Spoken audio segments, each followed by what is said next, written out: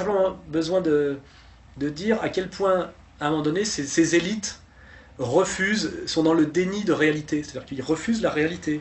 C'est-à-dire que tu as un Delanoë qui arrive à te dire tranquillement devant un journaliste que ça va beaucoup mieux à Paris, que c'est moins pollué, qu'on roule mieux, que les Parisiens sont contents, que tout le monde est content. C'est-à-dire que ça fait vraiment penser à des périodes de fin de règne, tu sais, dans l'histoire passée. Tu sais, quand le monarque refuse de voir la réalité et s'enferme totalement dans son mensonge et avec la dangerosité. Et c'est Néron brûlant, tu sais, regardant Rome brûler, tu vois, il y a ce côté-là. Hein.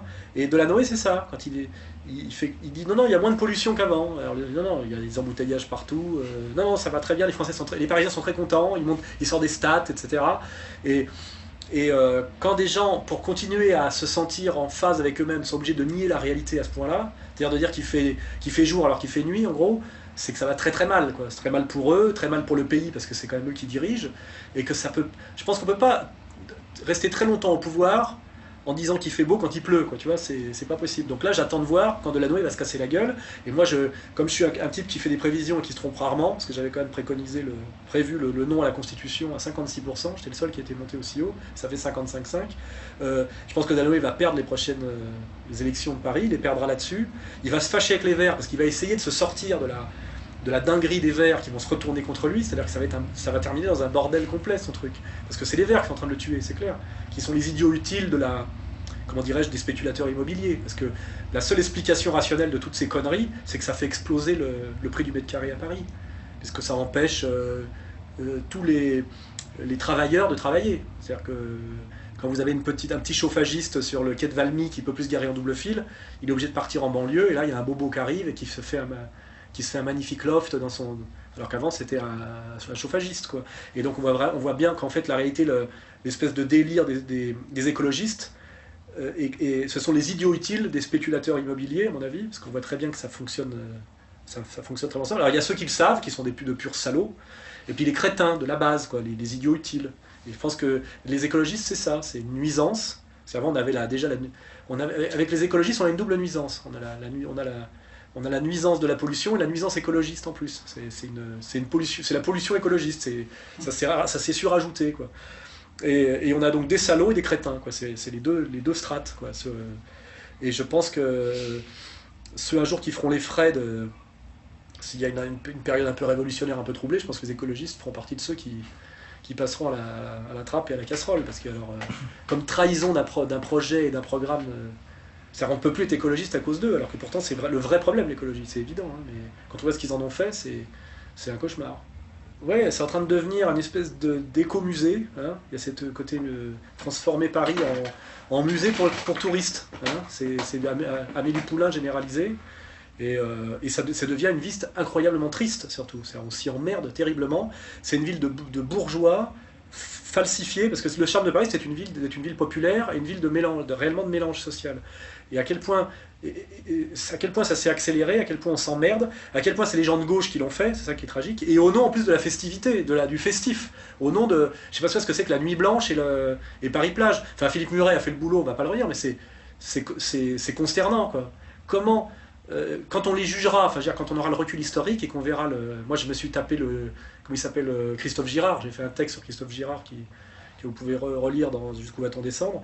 Le cadre chez LVMH qui prend en charge le festif parisien, c'est cauchemardesque d'ennui, d'élitisme sordide et surtout l'élitisme dans tout ce qu'il a de condamnable. C'est-à-dire ça n'a que l'arrogance de l'élitisme, mais ça n'a aucune qualité parce qu'il n'y a pas de... Il n'y a rien de supérieur là-dedans. Hein. C'est effectivement, moi quand j'avais écrit Jusqu'où va-t-on descendre, l'idée c'est comment est-ce qu'on peut descendre encore plus bas, quoi. Et là on n'est pas loin de toucher le fond, à mon avis. Hein. D'ailleurs le truc des embouteillages, c'est marrant, c'est qu'ils ont fait des espèces de rues piétonnes sur les grands axes. Alors au début ça gêne la circulation, puis on se dit ils vont arrêter, c'est du symbolique, parce que moi je pensais que c'était du symbolique. Mais ils continuent. Et je pense qu'on arrivera à un moment donné à un Paris bloqué entièrement. C'est-à-dire qu'on peut imaginer un Paris où aucune voiture ne peut rouler, c'est-à-dire aucun pompier ne peut rouler, on ne peut plus amener personne à l'hôpital, les braqueurs peuvent braquer toutes les banques qu'ils veulent parce que la police ne peut plus non plus bouger, parce que c'est ça, on y est presque. S'ils continuent à amener leur projet à bien jusqu'au bout, ça sera la paralysie totale de Paris. Or, ça ne peut pas arriver, donc ça veut dire qu'ils sauteront avant. Et à un moment donné, il faudra que, quand on voit les milliards que ça coûte, parce qu'il faut voir ce que ça coûte le mètre le mètre linéaire de chaussée refaite à magenta. C'est moche, parce que c'est très laid, c'est du bricolage. Hein. Il se fout un petit arbuste merdeux, un banc, une piste cyclable au milieu du trottoir. C'est-à-dire que un mec est censé passer en roller, alors que tu es censé pouvoir marcher avec ta grand-mère. Enfin, c'est délirant, ça ne marche pas. C'est de la merde. Ce n'est pas solide. Moi, je vois ce qu'ils ont fait la rue de Bretagne. T'as vu, c'est du goudron noir pourri, des lampadaires Napoléon IV. C'est déjà tout dégradé. Les arbres sont déjà en train de crever parce qu'ils n'ont pas de terre. C'est du décor en fait, c'est du décor de cinéma. Ils n'ont pas d'argent vraiment. Ils font tout au rabais. C'est que du signe. C'est-à-dire que ça va devenir très moche. C'est antifonctionnel. Et il y a un maire derrière qui va être obligé de tout recasser et de remettre dans l'autre sens. Et on va payer 2 fois. Parce que ça coûte des milliards et des milliards. Hein. C'est hallucinant. C'est-à-dire que normalement, dans une période révolutionnaire, les gens qui ont fait ça, ils peuvent être guillotinés s'il y a un Robespierre qui vient. Hein. Il peut y avoir de la guillotine. Hein. Ça mérite, hein, largement. Hein. On en a guillotiné pour moins que ça, je dirais.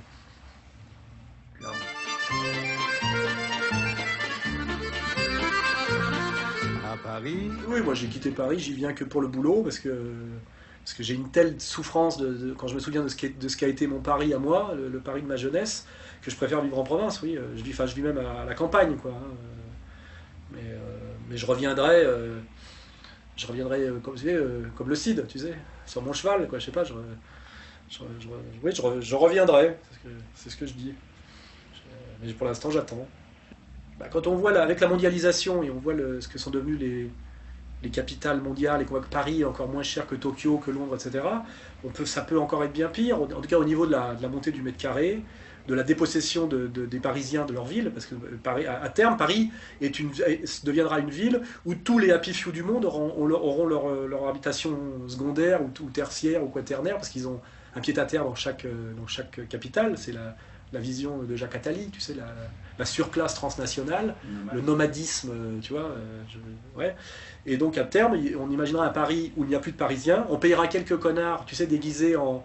Il y aura même des gens qui feront vitrier, tu sais, d'ailleurs des mecs des intermittents du spectacle qui seront déguisés qui auront des uniformes des petits métiers du vieux Paris, tu sais, pour les types qui sont là, parce qu'à la fin ils vont se rendre compte que c'est plus Paris quand même, ceux qui achètent.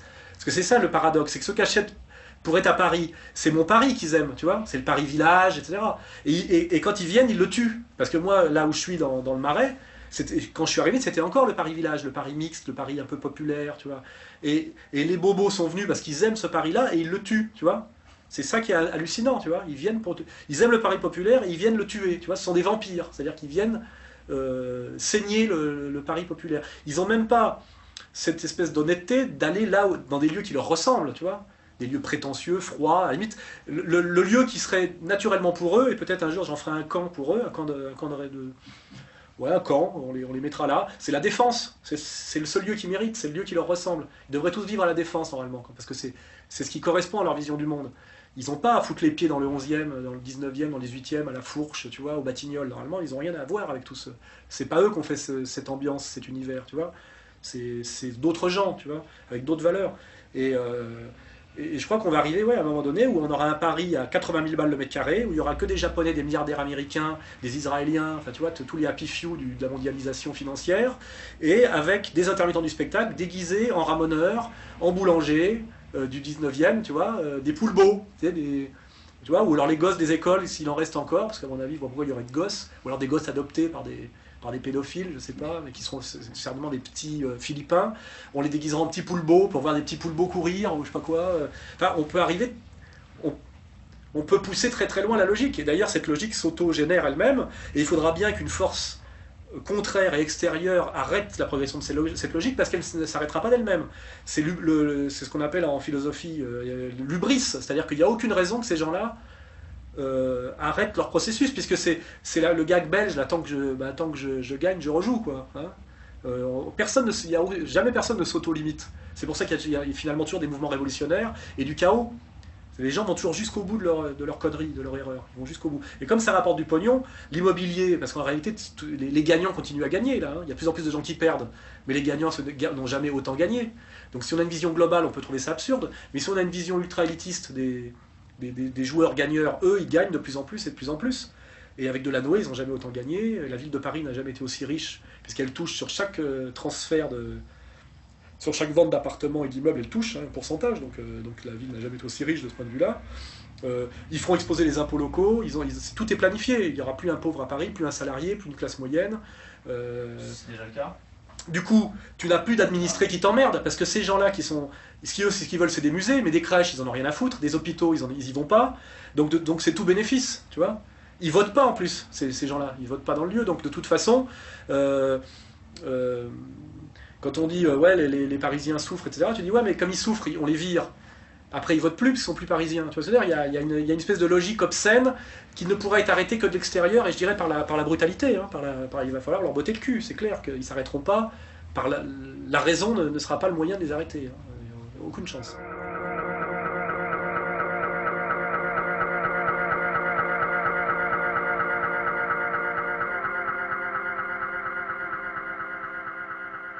On dit oui, mais les Français sont riches, l'État est ruiné, mais la France a une épargne privée énorme, c'est vrai. Mais il y a un critère important, c'est que les Français s'emmerdent, ils sont très dépressifs. On est les plus gros consommateurs d'antidépresseurs du monde. Donc c'est-à-dire que cette vie ne les amuse pas, ils s'emmerdent, c'est même s'ils consomment, s'ils sont pas dans la... Il y a aucune misère matérielle, mais il y a une misère spirituelle énorme. C'est-à-dire qu'on est passé d'un monde où la vie matérielle était dure, mais où la vie spirituelle avait infiniment de charme. Et ce monde s'est totalement inversé. On a une vie matérielle assez facile et une vie spirituelle d'une pauvreté inouïe. Et là, on se rend compte que cette détresse spirituelle est une forme de paupérisation, une forme de misère qui largement aussi grave que l'autre. Hein. D'ailleurs, on l'expérimente. C'est les nouvelles misères, ça, c'est les sociologies, la nouvelle sociologie de la misère. Hein, parce qu'en banlieue, c'est ce que je disais, il n'y a pas de miséreux en banlieue. Les mecs des émeutes, ils sont habillés, ils bouffent, ils ont des téléphones portables avec télé. C'est pas les favelas, c'est pas la période mexicaine de Buñuel, tu vois. C'est pas Los Olvidados. Mais n'empêche que ils supportent pas leur vie tous les jours, tu vois. Donc, et ça, c'est un fait anthropologique qu'on doit intégrer. La France est un pays de merde, on vit une vie de merde, tout le monde s'emmerde, les riches comme les pauvres, il y a quelques connards qui jouissent, parce que vraiment, ils sont allés très très loin dans la destruction de leur propre âme, tu vois. C'est-à-dire pour eux, la vie est une espèce de slalom entre les musts, tu vois. C'est une course au must, tu vois. Mais ces gens-là sont très peu nombreux, ils sont très laids, sont de très mauvais exemples. Ce sont des parasites intégraux hein, à tous les niveaux, et ils ne pourront pas tenir la boutique très longtemps. Hein. Et je pense qu'à un moment donné, même, il y aura peut-être une alliance objective entre tous les miséreux, tu vois ce que je veux dire. C'est-à-dire que les cadres miséreux, les catholiques miséreux, tous ceux qu'on en a marre, qui sont peut-être capables pour se dire, on a les mêmes ennemis, on va peut-être s'allier, parce que c'est... Et là, je vois se dessiner quelque part le rapprochement étrange entre la colère de Dieudonné et la colère des lepénistes. Tu sais, à un moment donné, tu te dis que Bernard Lévy a raison. Il n'y a plus tellement d'écart entre... Il y a beaucoup plus de fraternité entre Dieudonné et Le Pen qu'entre Dieudonné et tous les gens qui l'ont marginalisé, quoi. Alors qu'ils venaient de ce milieu-là, tu vois.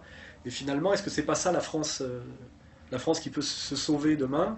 C'est un Le Pen et un Dieudonné qui se tendent la main, qui se mettent à se parler en disant voilà, ça c'est la France des Gaulois, ça c'est la France des immigrés. Évitons les intermédiaires, parlons. Finalement, on se rend compte que ces gens-là ont peut-être les mêmes valeurs de dignité, de travail, tu vois, ce sont des bonhommes, quoi. Tu vois, on voit que on est face à des êtres humains, tu vois. Et je crois d'ailleurs que les autres en face en ont très peur, hein, que cette jonction puisse s'opérer, tu vois. Et c'est pas totalement utopique de penser que, à cause de toute l'accumulation d'erreurs des autres, ça puisse se faire, à force de les pousser, tu sais, on les pousse dans les bras l'un de l'autre, tu vois. Et d'ailleurs, le rapprochement Dieudonné Le Pen, c'est l'abjection absolue de toute la boboïtude standard. Hein. C'est la monstruosité absolue. Or, pour moi, c'est le plus grand espoir. Bon, là j'ai décidé d'arrêter de faire de la fausse modestie parce que ça se verrait. Donc c'est vrai que mon livre est bon. Le mec, il a réussi un truc énorme quand même, tu vois, de devenir la Françoise Sagan de l'époque, ce qui est très très difficile, c'est-à-dire une réussite totale, en étant quand même le meilleur de sa génération, parce qu'il faut quand même pas mentir, c'est quand même un très bon, tu vois, en étant infiniment pervers, parce qu'il y a quand même des trucs très très vicelards dans ses livres, et moi je pense que son dernier bouquin est peut-être beaucoup plus antisémite que le mien, tu vois, si on sait le lire, tu vois, et que les gens qui ont un peu de finesse l'ont remarqué. C'est peut-être pour ça qu'il n'a pas eu le Goncourt d'ailleurs, et que BHL s'est arrangé pour qu'il ne l'ait pas en montrant bien à Nourricier que c'était lui le patron, tu vois, parce qu'il y a tous ces arrière-plans qui sont assez drôles. Moi, Houellebecq, c'est le seul mec qui me pose problème en termes de... C'est un mec qui a un destin, qui a une stratégie qui est autre que la mienne et qui est totalement valable. C'est un balèze, quoi, tu vois. Pour moi, Dantec, c'est une truffe, Bec BD, c'est une truffe, tu vois. C'est des petits joueurs, c'est le bac à sable. Houellebecq, c'est balèze. C'est un mec qui a une force, quoi, tu vois, qui maîtrise, c'est un maître, tu vois. Et il fait un truc que je sais pas faire. Et moi, je sais pas, moi, je me rends pas du tout compte de ce que je maîtrise. C'est-à-dire que je suis pas du tout admiratif de moi-même parce que je n'ai aucun recul par rapport à moi. Et je ne me pose de problème que par rapport à ce que je sais pas faire. Donc, je suis très admiratif de tout ce que je sais pas faire. Et j'ai aucun sentiment de fierté pour ce que je sais faire. Parce que moi, ce que je sais faire, ça me paraît, bon, c'est normal, quoi. Mais par contre, je me dis, putain, Houellebecq, je saurais pas faire ce qu'il fait. Ça m'impressionne, tu vois. Alors, peut-être que lui se dit, Soral, il y a des trucs qu'il fait que je saurais pas faire.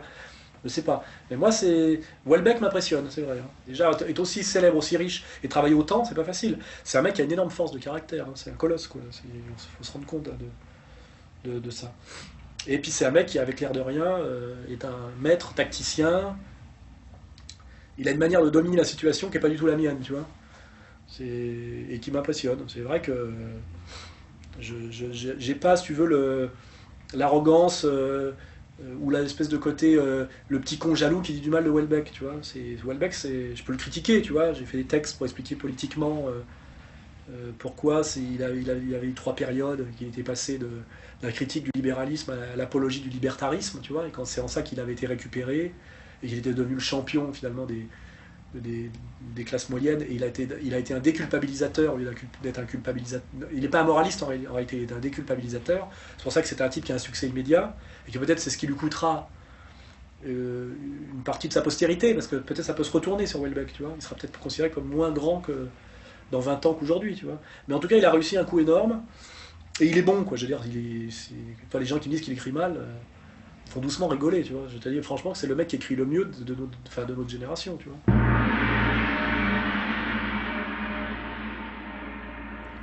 Là, je vais le déclarer solennellement.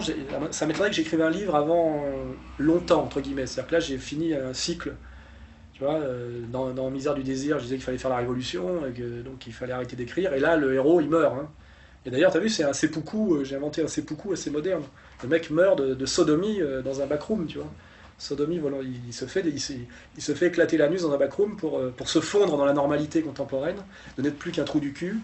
Et il accepte de mourir, espèce d'acte. C'est très proche de l'acte de Mishima, hein. C'est du Mishima contemporain, tu vois. Mishima au backroom. Et donc là, le Robert Gros, c'est moi, est mort. Et moi, c'est moi en tant qu'écrivain là qui suis mort. Ça, je pense que je vais pas. Si j'écrivais un nouveau livre maintenant, je pense que j'écrirais un livre de trop, ça, il me semble.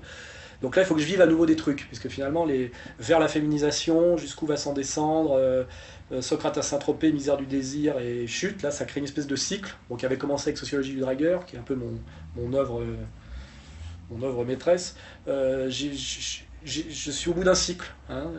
Là, je me répéterai, j'ai tout dit là. Donc là, il faut que je vive à nouveau des trucs. Donc je vais arrêter d'écrire, des livres, et je vais essayer de vivre des choses à nouveau. Et comme la période est politiquement intéressante, je vais voir si je peux vivre des trucs sur le plan politique. Je vais essayer d'agir, ça sera peut-être plus du journalisme, je sais pas. Mais je crois que je vais pas écrire un bouquin avant longtemps. Et le prochain bouquin que j'écrirai, ce sera pour tirer parti de cette période qui s'annonce là. Après la mort de Robert Gros, là je rentre dans une nouvelle période de ma vie, qui est la période bientôt de la cinquantaine, de l'âge adulte, parce qu'on a une génération d'attardés terribles.